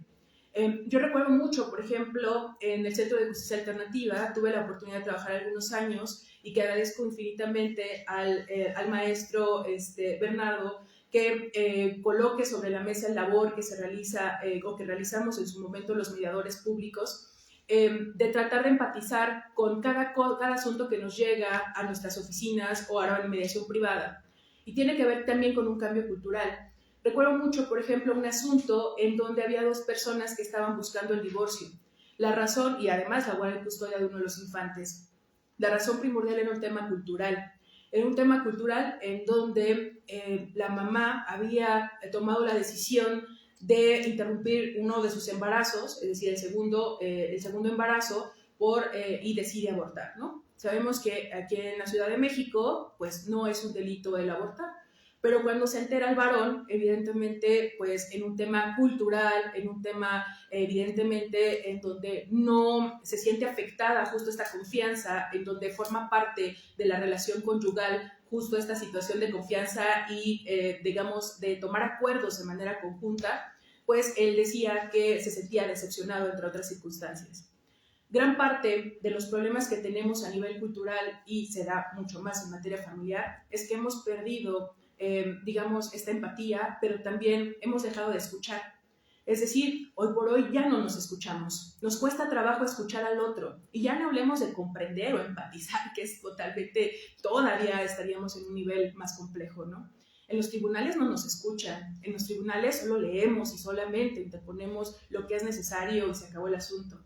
Hemos dejado la cultura de escuchar al otro y comprender por qué suceden las cosas. Comprender por qué quiero divorciarme de ti, comprender por qué ya no quiero estar contigo, comprender por qué creo que el infante puede estar mejor conmigo y no contigo, comprender por qué creo que me cuesta trabajo que tu mujer, que también ha sucedido en sesiones de mediación, tengas que trabajar mientras yo no tengo empleo, ¿no?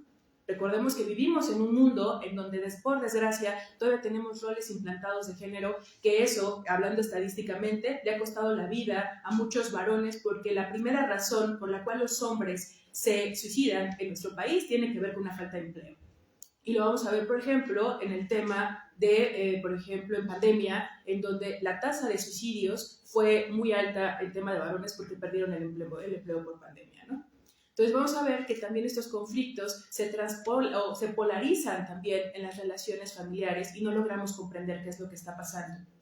Me voy a atrever, por supuesto, porque estos foros, lo he comentado en otros foros de oportunidad, en donde pues, se deja en tela de juicio esta cuestión de la violencia de género, y sabemos que hoy por hoy, tanto en materia penal como en materia familiar, no podemos llevar a cabo sesiones de mediación que tengan una connotación de género, es decir, donde exista una violencia.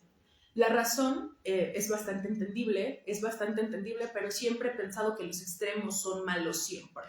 No quiero decir que eso sea malo, sin embargo, sí creo que puede ser ahí un punto rojo que estamos desaprovechando.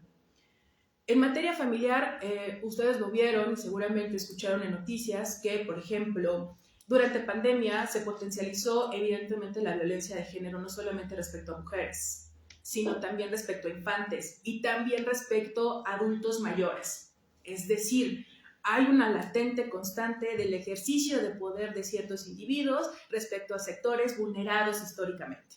Ese es el primer foco rojo que tenemos que atender, ¿no? Y eso no solamente pasa en el ámbito familiar, también pasa en el ámbito profesional, en donde un saco puede hacer la diferencia en que me llamen señorita o que me llamen abogada. Y seguramente en el ámbito profesional ustedes lo van a poder visualizar. Entonces, estas circunstancias, por supuesto que representan un problema cultural que creen que los mecanismos alternos de solución de controversias sí pueden abordar. Que si bien es cierto, a un juez en un procedimiento judicial le resultaría intrascendental, para un procedimiento de mediación, para nosotros como facilitadores, como hoy lo maneja la norma, sí puede ser un factor preponderante. Y entonces sí creo que entonces en mediaciones en donde el estudiante de preparatoria o de universidad que siempre ha crecido con factores de riesgo preponderantemente violentos, en donde escucha música que fomenta la violencia hacia la mujer, en donde prende la telenovela y también fomenta la violencia hacia la mujer, en donde ve que papá golpea a mamá como algo muy natural y que mamá acepta de manera naturalizada esta violencia, y donde existen también factores educativos que implican también que el profesorado también fomente estas circunstancias, pues bueno, ¿por qué debería de sorprendernos que crea que es natural que el varón se comporte de esa manera? Entonces hay que desaprender, y un mecanismo alterno puede ser un área de oportunidad para desaprender justo estas cuestiones. Ojo, por supuesto, siempre procurando y garantizando el bienestar de las personas en el sector históricamente vulnerado como son las mujeres. Es bastante entendible que hoy nuestra norma sea tan rígida, pero recordemos que un sistema punitivo, un sistema tan castigador como el que tenemos, no siempre evita la repetición de los actos. El hecho de que tengamos a personas en procedimientos judiciales en materia penal por violencia no significa que inclusive haya comprendido por qué se le castigó. Y pareciera absurdo pensar en un sistema en el que vivimos, porque pues bueno, para nosotros no sería extraño, ¿por qué? Pues porque la mayoría estudia leyes, la mayoría tenemos un nivel académico importante, interesante, pero no somos la mayoría allá afuera. Estos foros son bastante buenos, ¿por qué? Porque nos abren un paradigma para poder replantearnos si realmente el sistema de justicia que tenemos es funcional. Ojo, tampoco quiero decirles que todo se va a solucionar con mecanismos alternos de solución de controversias, porque sería mentirles de manera literal. Los tribunales tienen que existir. Para quien le guste litigar, por supuesto que van a tener esa área de oportunidad y por supuesto que vamos a seguir batallando en procedimientos judiciales. Pero a lo que pretendo apostar como mera propuesta es de que sean los menos casos posibles. Estos menos casos posibles en los cuales bastaría sentar a las partes para poder escuchar al otro, para poder comprender al otro y, por supuesto, para empatizar con el otro. Imaginémonos en situaciones tan graves como en materia penal, en donde por un delito culposo, en donde sí se permite justo la reparación del daño por una vía de mecanismos alternos de solución de controversias, preguntémosle que un adolescente haya atropellado sin intención a otra persona. Nosotros tal vez hoy diríamos, no, pues si fuera mi hijo que se vaya a la cárcel, eso realmente sana el dolor, eso realmente es lo que quisiéramos. Y en materia penal, lo que nos funciona mucho es preguntarle al padre de familia, que pues por desgracia tuvo este acto desafortunado, ¿qué pasaría si su hijo, que ahorita ya no está, fuera el que se encontrara en la otra situación? Realmente, ¿cómo nos gustaría esta impartición de justicia? Que este adolescente que ha atropellado a una persona, que se pase tantos años de su vida en un reclusorio, ¿eso realmente sería justo? Y vamos a ver que en muchos acuerdos que se celebran, y esto me lleva justo a la elaboración de convenios de mediación, pareciera que no son justos, porque entendemos a la justicia como la mitad y la mitad, o el castigo más alto que puede tener. Para los que se dedican en temas penales, por ejemplo, no será diferente, pues, o no me dejarán mentir, que Fiscalía siempre pide la pena máxima, ¿no? Es decir, nos encanta pensar que la gente va a tener la justicia que tiene siempre y cuando tengamos sanciones altas. Así que, por ejemplo, en materia de feminicidio hemos, cambiado la penalidad y la hemos agravado un montón de veces, y todos los días siguen matando a mujeres. Eso significa que la ley por sí misma, en un sistema punitivo como en el que vivimos, no soluciona realmente los conflictos estructurales que se encuentran allá afuera. Por eso celebro muchísimo que tengamos estos foros de apertura, que también nos planteemos para quién son las normas, quién crea las normas y si realmente pueden ser eficaces. Y por supuesto, crear propuestas de solución. Yo siempre le he dicho a mi estudiantado que los mecanismos alternos son como si fueran el área anarquista de la impartición de justicia, ¿no? Es decir, esta característica plena en donde les damos la libertad a las partes para poder decidir sobre sus propios acuerdos y su propia satisfacción personal. Ojo, siempre velados a través de un ente en donde no vulneremos derechos. Algunos parecerán totalmente absurdos, como una peleadera que tuvimos con un juez hace algunos años, porque la pensión alimenticia era del 80%. Y totalmente de acuerdo. Por supuesto que si hoy ponemos una pensión alimenticia del 80% del salario del varón, pues es totalmente violatoria de derechos humanos, ¿no? No, espérame, pues. O sea, hay que poner en consigna que es el 80% porque, ¿qué crees? Tiene 12 hijos. Entonces, es decir, esta característica que tiene que ver justo con la situación particular de cada una de las partes, ¿no? Y que nos ha costado entenderlo, y que la justicia no es lo que yo creo, sino que lo que las partes necesitan. También nos tocó platicar con un juez respecto a un tema en donde el padre decía: yo quiero dar lo mayor que se pueda en pensión alimenticia porque yo me dedico a tal cosa, entonces cuando salgo, lo primero que quiero hacer es irme a tomar y pierdo todo el dinero ahí, ¿no? Entonces, para mí yo prefiero que se me descuente cierta cantidad porque con eso garantizo el bienestar de mi familia, porque sé que yo no puedo tener control sobre ello, ¿no? Entonces, estas connotaciones que parecieran a grandes rasgos en un convenio totalmente desequilibrado, totalmente desproporcionado, nos pueden crear un panorama diferente porque hemos aprendido a escuchar. Y es algo que en procesos jurisdiccionales no se ve, o por lo menos no me ha tocado ver, a menos que sean juzgadores que estén a favor de estos mecanismos alternos y que sí se crean el papel de que pueden solucionar el conflicto tratando de hacer que las partes se comprendan, que se entiendan y sobre todo que se escuchen. Muy pocos, sí, por desgracia, pero este es el camino. Este es el camino que tenemos que seguir en todo caso con la finalidad de que más juzgadores estén de nuestro lado y que puedan comprender que esta, digamos, panacea de los mecanismos alternos no solamente sea para quitarles el trabajo o porque creamos, recuerdo que en alguna capacitación nos decía un juzgador, ¿cómo es posible que tú, tan chiquita y con tan poca edad, tu documento tenga la misma validez que yo, que me lo he pasado 10,000 años trabajando aquí, que empecé desde el archivo? Ya saben cómo son los jueces, ¿no? Ya saben cómo son.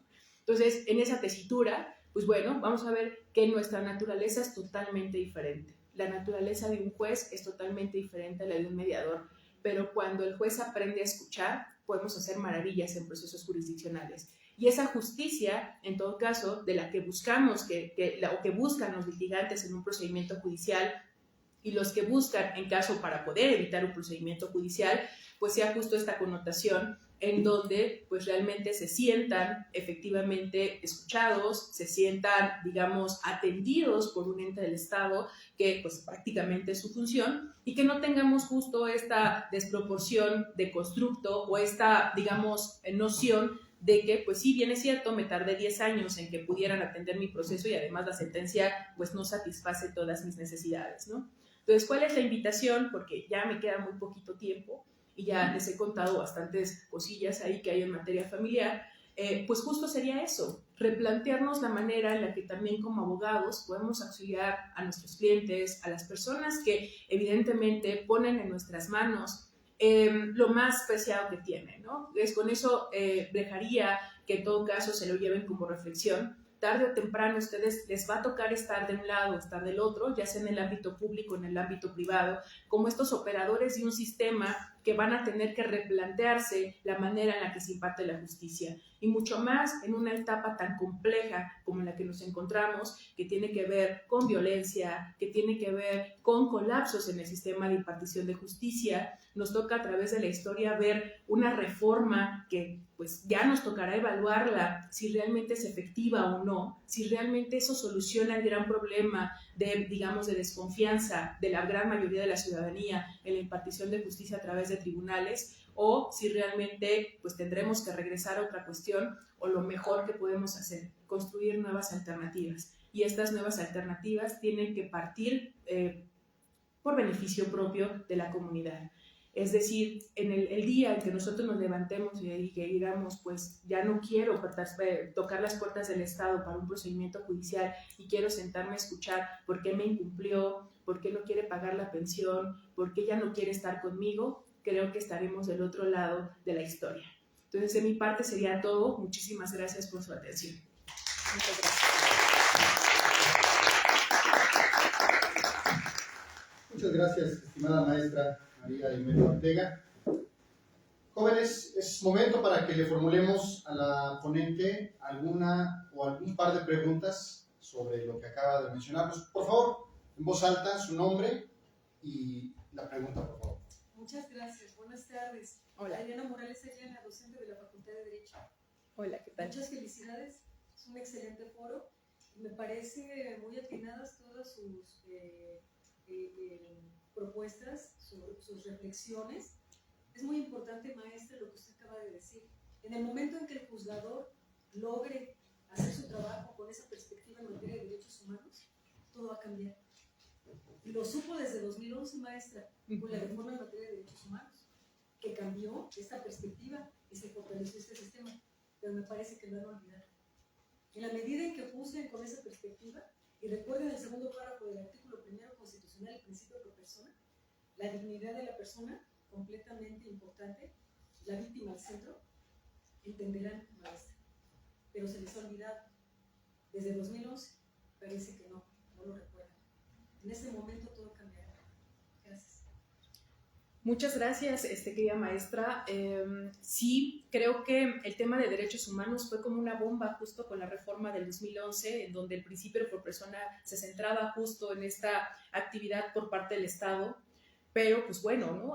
Vendemos las noticias y todo es desastroso en esta característica, ¿no? Me parece que una política pública que ha tomado el Estado últimamente es tratar de evadir y decir, yo no sé, yo no fui, fue el juzgador, fue tal persona, sin olvidar que pues también el juzgador, ese servidor público, forma parte del Estado y que sí hay responsabilidad y que gran parte de las personas que van a tomar ahora la batuta deberían de tener este constructo. A mí me hubiera gustado, por ejemplo, que también los juzgadores pudiéramos evaluar las resoluciones de los procedimientos judiciales, ¿no? Eso sería bien interesante, porque déjenme, les platico y les comento la frustración de los mediadores, tanto públicos y privados, que pues a nosotros sí nos evalúan. Es decir, las personas que atendemos sí tienen la obligación, evidentemente, de evaluarnos cómo hacemos nuestro trabajo, ¿no? Es decir, si fueron atendidos con respeto, porque el perfil del facilitador es totalmente diferente. A mí me encantaría que en los procesos jurisdiccionales también existiera esa evaluación, ¿no? Y que fuera un referente para saber si la persona que está a cargo, si realmente debería estar en el cargo, no. Entonces, pero como este ente profesional tiene justo esta cuota estatal, pues bueno, a nosotros sí nos evalúan y nos refrendan con ciertos limitantes, pero pues bueno, hay algo que es lo importante y creo que los mecanismos alternos nos pueden ayudar muchísimo a eso. Muchas gracias por su participación, profesor. ¿Alguien tiene alguna otra pregunta, reflexión, duda que plantearle a nuestra ponente? Bien, vamos a dar la palabra entonces ahora al mediador privado, licenciado Juan Bautista Arce. Es suyo el micrófono, estimado maestro. Muy amable, muchas gracias. Bueno, pues agradezco mucho la invitación y la oportunidad de estar aquí en este foro. Agradezco a todo el auditorio por su presencia y por su atención. Y bueno, también agradezco el haber tomado esta posición después de escuchar a mis compañeros y compañeras ponentes, porque me dan la oportunidad de recoger muchas de las palabras que tan valiosamente han compartido con todos nosotros. Y yendo al punto del convenio que se gesta a partir de un procedimiento de mediación, mucho de lo que se ha hablado ahora es de ese valor del convenio y de esa legalidad, pero yo le sumaría también de esa verdadera efectividad de un convenio de mediación. En un procedimiento jurisdiccional, las partes son dueñas de su verdad, o mejor dicho, el abogado es dueño de la verdad de su representado. Y es lo que le presentan a un juzgador. Y es un juzgador quien va a valorar esas verdades a partir de su propio criterio y a partir de documentos, con esa frialdad del documento mismo, donde se pierde un poco la sensibilidad de poder recoger de las personas lo que verdaderamente está sucediendo en su entorno para poder batallar con el conflicto. Esa es una pequeña gran diferencia con los mecanismos. En los mecanismos las partes son dueñas de esa verdad, es su verdad, no pretenden convencer a ningún tercero, ese tercero somos los mediadores, los facilitadores ahora a partir de la nueva ley. Y esos facilitadores lo que vamos a hacer es conducir el procedimiento de tal manera que las partes sepan que tienen la confianza y la tranquilidad de poder compartir con todos, con la mesa, con el que antes de esa mesa de mediación fue su contrario, puedan compartir cuáles son las circunstancias que lo llevaron a cualquier incumplimiento. Y el hecho de que los demás escuchen de la persona que está involucrada en un conflicto y lo escuchen de primera voz, da la oportunidad de poder verdaderamente resolver el conflicto. Y es entonces cuando cobra mucho sentido el poder tener convenios, documentos que sean tan legales y tan efectivos para las partes que puedan asegurar su cumplimiento. ¿Qué quiero decir con todo esto? Decía la maestra Imelda, Hay sentencias millonarias que se ven bonitas colgadas en algún despacho, pero que no son ejecutables porque no hubo el cuidado del abogado litigante para poder prever que efectivamente iba a ganar un procedimiento, pero no iba a obtener una solución. Me toca hablar de la materia mercantil y pudiera de pronto parecer de las materias más frías, es dinero. Sin embargo, también, a pesar de ser dinero, se mezclan emociones. En las emociones también está implícito en la posibilidad de resolver los conflictos, también los mercantiles. Hay ocasiones en las que, más que buscar el pago de un deber, se busca un perdón. Alguna vez escuché una frase que me gustó mucho, donde decía, regularmente los negocios parten a partir de un favor, de hacer un negocio, de hacer un préstamo, de otorgar un favor. Y alguien alguna vez comentó una frase que decía, el dinero podrás pagármelo, pero el favor nunca.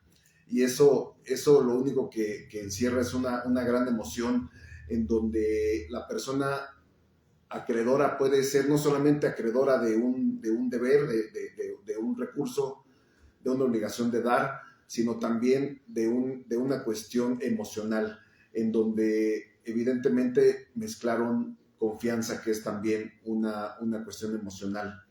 Todo el tiempo estamos haciendo negocios, todo el tiempo estamos ejerciendo actos de comercio, actos de derecho, pero sobre todo actos de comercio, desde lo más simple hasta lo más complejo. Y es ahí donde la materia mercantil en cuestión de mecanismos cobra una gran relevancia. Hace rato también mencionaba la maestra Imelda de cuál impacto fue en la materia familiar la pandemia y todo lo que contrajo a partir de darnos cuenta de una realidad de convivencias personales.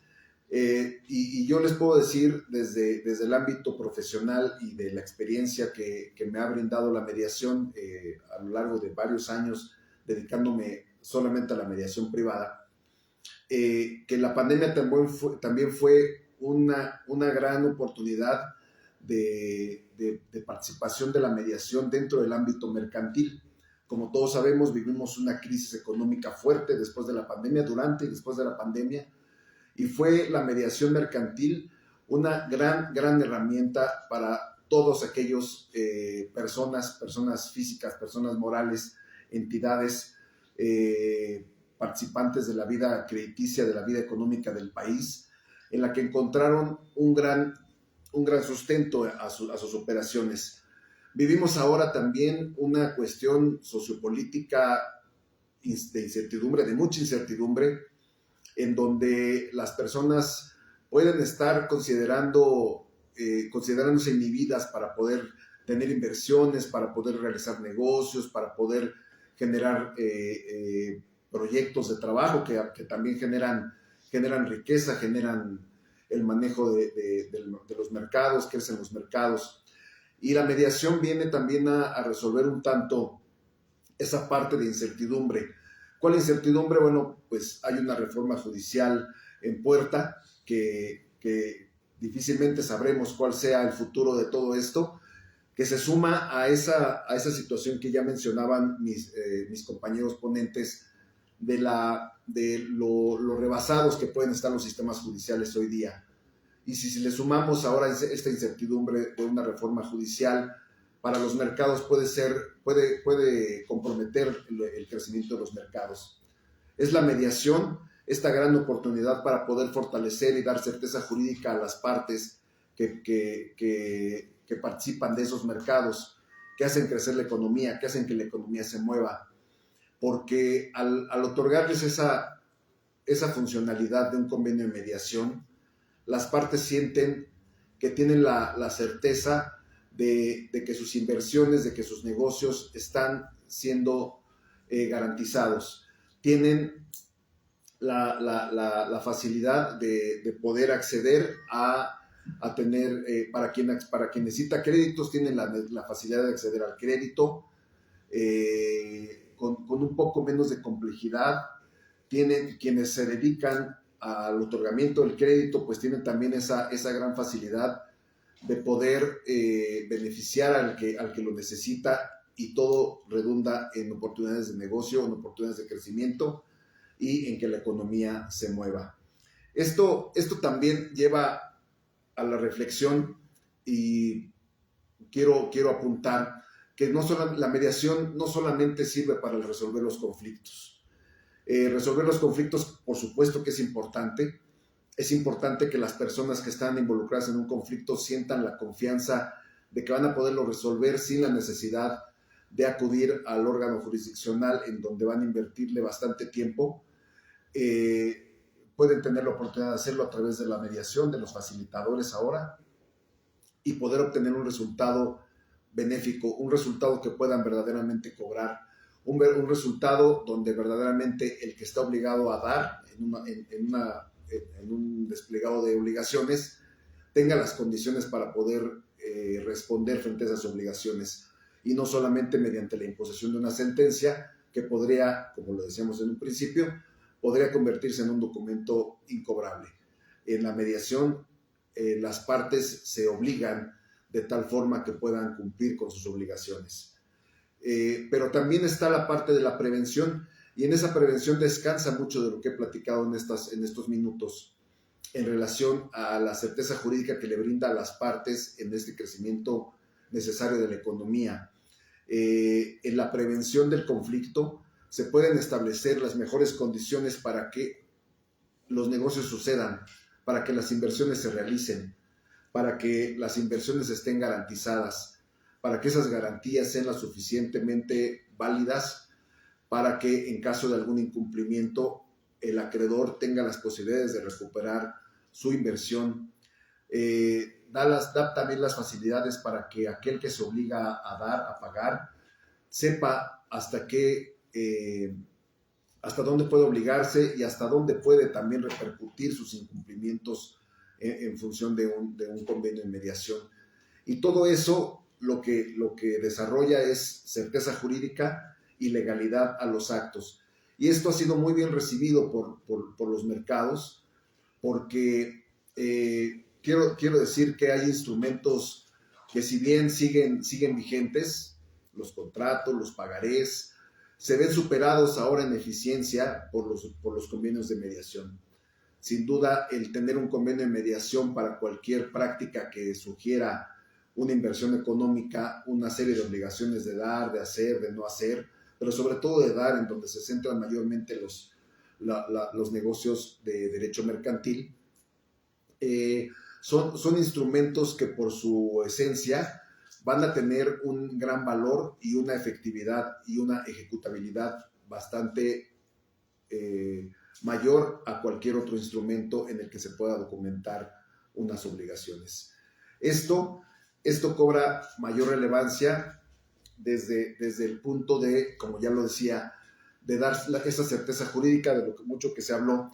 Habló la doctora Lila también de las diferentes materias en las que la mediación, los mecanismos pueden ya participar. Cualquier persona con licenciatura puede participar como facilitador. Sin embargo, ustedes, estudiantes que están gestándose como futuros abogados, bueno, pues invariablemente los psicólogos, los sociólogos y cualquier persona que quiera incursionar en los mecanismos alternos de solución de controversias va a necesitar de un abogado, porque no solamente van a necesitar que sean documentos bien elaborados, sino que sean documentos que estén hechos y elaborados al amparo de la legalidad, y para ello se requiere a los abogados. Si bien es cierto, y lo comentaba también la maestra Imelda, seguirán existiendo abogados para el litigio, por supuesto, ¿no? Idealmente quisiéramos pensar que la mediación o los mecanismos es la panacea para todos nuestros conflictos. Es una utopía, ¿no? Seguirá habiendo quien prefiera la parte jurisdiccional, quien prefiere el litigio. Esto en función de que la mediación, si bien puede resolver prácticamente todos los conflictos, no todos los conflictos son para la mediación, no todos los mediados son para la mediación, ni la mediación es para todos los mediados, o para todos los conflictuados, mejor dicho. Esto seguramente va a cobrar una gran relevancia ahora con la intervención y la creación de la figura del abogado colaborativo, que parte también de la nueva ley, en la que los abogados podrán estar facultándose y capacitándose para poder asistir de mejor manera a las partes, enfocándose hacia resolver los conflictos en los mecanismos alternos de solución de controversias. Voy a regresar al punto central de esta charla, de los convenios de mediación y su efectividad. Los convenios de mediación son documentos que esencialmente son dictados por las partes. El mediador, el facilitador, somos esos escribientes de las ideas y de las aportaciones y de los acuerdos a los que las partes han llegado. Recordemos que somos una guía, somos quienes guiamos el procedimiento para que eso se lleve a cabo. Sin embargo, son los mediados quienes nos dictan los acuerdos a los que han llegado. Por supuesto que es nuestra obligación que esos acuerdos estén dentro de la norma, dentro de la legalidad y tengan la forma correcta para poder ser plasmados. ¿Qué buscamos las personas facilitadoras, los mediadores en un convenio de mediación? Justamente eso, justamente haber recogido de las partes las mejores ideas que puedan haber aportado, poderlas trasladar hacia un documento que sea válido, que sea ejecutable y sobre todo que sea un documento que le dé a las partes la certeza jurídica de haber resuelto su conflicto desde el fondo, desde la esencia del conflicto. En materia mercantil, ya lo decía, a pesar de que pueden mezclarse algún tipo de emociones, regularmente son obligaciones de dar las que se plasman en un documento, de pagar, de hacer, de dar, de cumplir, de no cumplir y las sanciones que esto conlleva. Y esto también tiene mucha relevancia en generar convenios de mediación lo suficientemente eficaces en donde siempre deba haber un resultado. Pensemos que desde la óptica de que los convenios de mediación se equiparan a sentencias ejecutoriadas, no podría haber una sentencia que no prevea cuál sería la consecuencia del incumplimiento.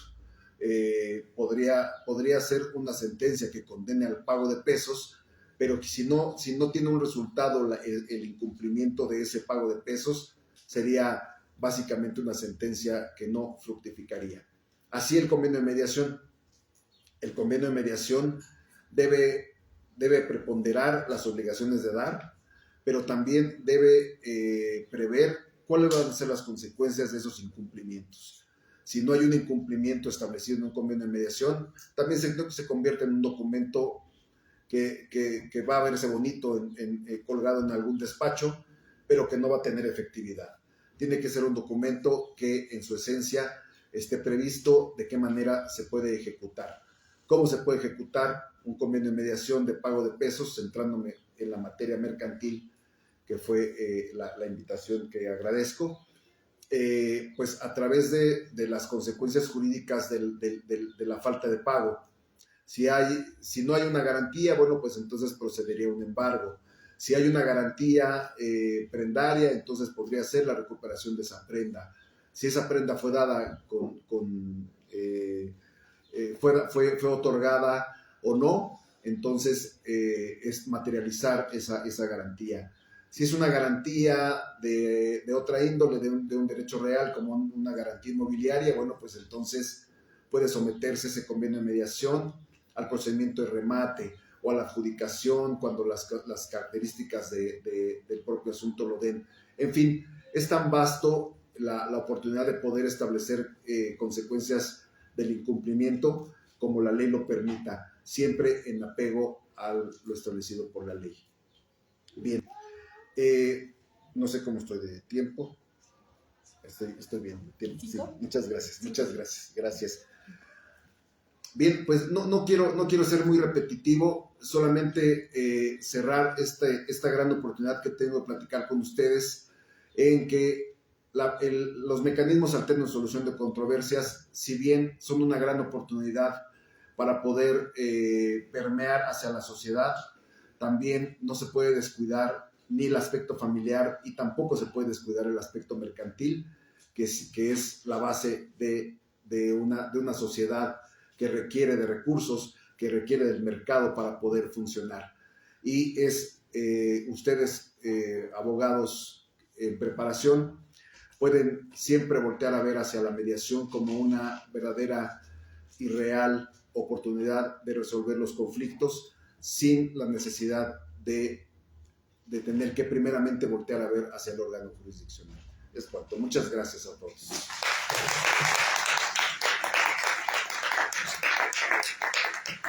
Muchas gracias, estimado licenciado mediador privado, por utilizarse. Dos visiones también muy aprovechables. La visión de este último ponente, una visión totalmente pragmática, la efectividad de los convenios, los alcances de esa efectividad, y también la visión proyectiva, prospectiva de la maestra María Imelda, hacia dónde nos dirigimos en este necesario cambio de paradigma.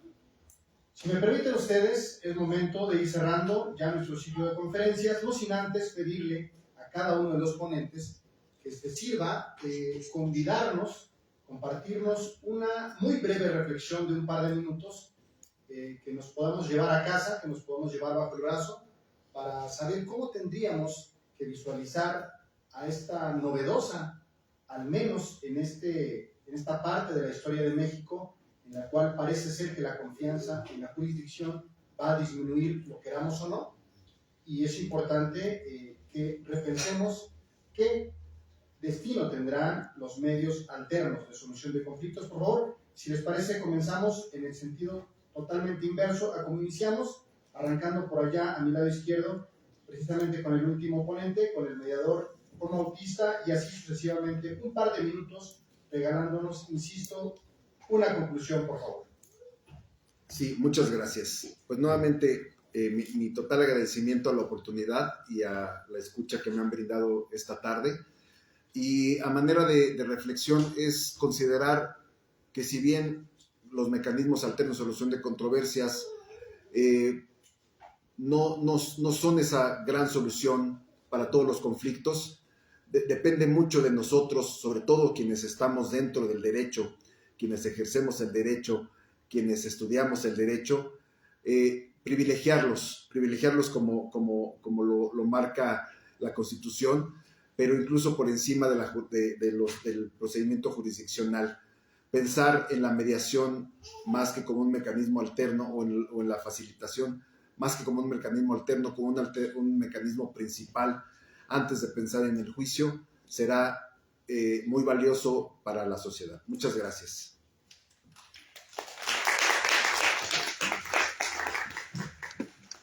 Pues bueno, a mí no me resta más que agradecer la fortuna de su escucha, por supuesto de compartir esta mesa con brillantes colegas, agradecer la invitación por parte del seminario y pues bueno, yo creo que como conclusión podríamos colocar sobre la mesa que la manera, o mejor dicho, existen nuevas formas, o mejor dicho, mejores formas de impartición de justicia. Y una de ellas tiene que ver justo con aprender a escuchar, aprender a empatizar y, por supuesto, a solucionar de fondo los conflictos en particular. En materia familiar, imagínense los casos en donde se pelean los hermanos, se pelean los cónyuges, en donde pues realmente gran parte de los conflictos tienen que ver con una falta de escucha. Es decir, todo conflicto existe por una falta de percepción o una falsa percepción respecto del otro, ¿no?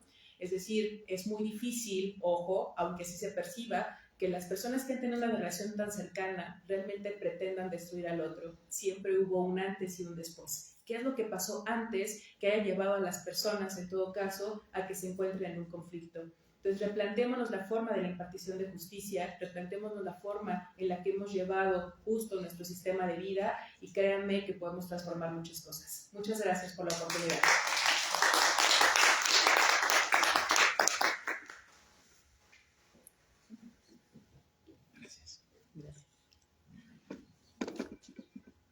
Gracias. A manera de reflexión, lo comentaba ahorita al finalizar mi intervención, es sumamente importante sembrar esa semilla en los ciudadanos desde pequeños, desde las escuelas, desde las primarias, ir fomentándoles esta parte de la cultura de paz, esta parte de las habilidades de comunicación, esta parte de las emociones. Ahorita incluso está muy de moda, ¿no? La crianza respetuosa con los pequeños, precisamente porque se busca fomentar esta parte de validar emociones. Si nosotros empezamos a validar emociones desde que son pequeños, entonces ellos van a crecer con otra cultura en donde van a saber que es válido decir estoy enojado, es válido decir no estoy de acuerdo con eso, y no tiene que haber una consecuencia negativa de esa emoción que están sintiendo. Otra cuestión que considero sumamente importante en el tema de los mecanismos alternativos de solución de controversias es la promoción y la publicidad. Es increíble que aun y cuando tenemos más de 20 años en muchas entidades federativas donde se cuenta con esas legislaciones estatales para promoverlos y para llevarlos a cabo, muchos ciudadanos no los conocen. Llegan a los juicios y no saben que pueden recurrir antes a un proceso de mediación o de conciliación. Les voy a contar una anécdota muy rápido. Cuando se reformó en Chihuahua el Código Civil, en el proyecto de reforma, establecían como requisito para presentar la demanda que trajeran una carta del del Instituto de Justicia Alternativa, así se llama ya, de que no habían podido solucionar o no habían querido solucionar su conflicto a través de un mecanismo alternativo. Y esto fue criticado en algún momento, lo quitaron, a la hora que se promulga esta ley, pues no apareció este requisito, porque se criticó mucho precisamente la voluntariedad de las partes de acceder a estos mecanismos. Sin embargo, muchos decíamos, es que no estamos vulnerando tu voluntariedad, únicamente te estamos acercando al instituto para que sepas que existe y para que sepas que hay otra manera de solucionar tu conflicto. Si tú no quieres, estás plenamente en tu facultad de recurrir al juzgado. Entonces, es una reflexión que es muy importante que la ciudadanía conozca que existan y que conozcan precisamente que ese convenio que derive de esa solución formado por ellos mismos va a tener un valor real y legal ante la sociedad y totalmente ejecutable. Gracias. Pues ante tan brillantes comentarios, pues a mí ya me dejaron literalmente pues con la boca abierta. Me va a costar trabajo decir algo que no hayan mencionado. Me basta con compartirles una reflexión. Espero también después subirla en nuestras propias redes sociales, en las de su servidor. Es que el derecho es un mecanismo es un mecanismo que nos permite resolver conflictos humanos. El derecho, alguna vez nos decía la doctora Leticia Bonifaz Alfonso con Z, por cierto, que el derecho es una invención humana. Eso nos lo explicó muy bien en la epistemología jurídica, en el posgrado de la Facultad de Derecho. ¿Qué pasa con los exoplanetas? Pues a ellos no les importa lo que hagamos nosotros. El derecho finalmente es una invención del ser humano, porque cuando estudiamos leyes, ¿qué es lo que hacemos? Estudiamos instituciones para canalizar los conflictos. Eso es lo que va a hacer un abogado. De ahí partimos. Desde luego que no es lo único que haces, pero de ahí partimos. ¿Por qué? Porque todo lo tenemos que institucionalizar. Y los más, al final del día, es algo que el propio derecho nos faculta, nos los permite, en los casos que él mismo prevé. Es otro camino, por eso me encanta la palabra alternativo, son otros caminos. No necesariamente es el camino del procedimiento. Muchas gracias.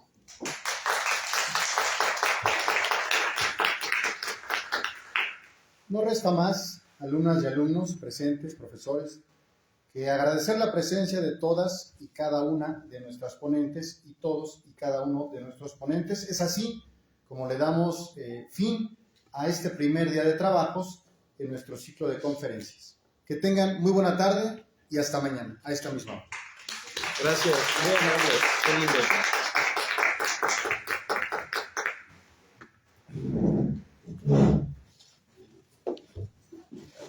Ahorita le tomo una foto. ¿Manda usted? Les tomamos una foto. Claro que por supuesto, que desde luego que sí. Y quiero que usted esté presente, mi gran maestro de ceremonias. ¿Ya pagó el teléfono? A ver, ahorita lo pagamos.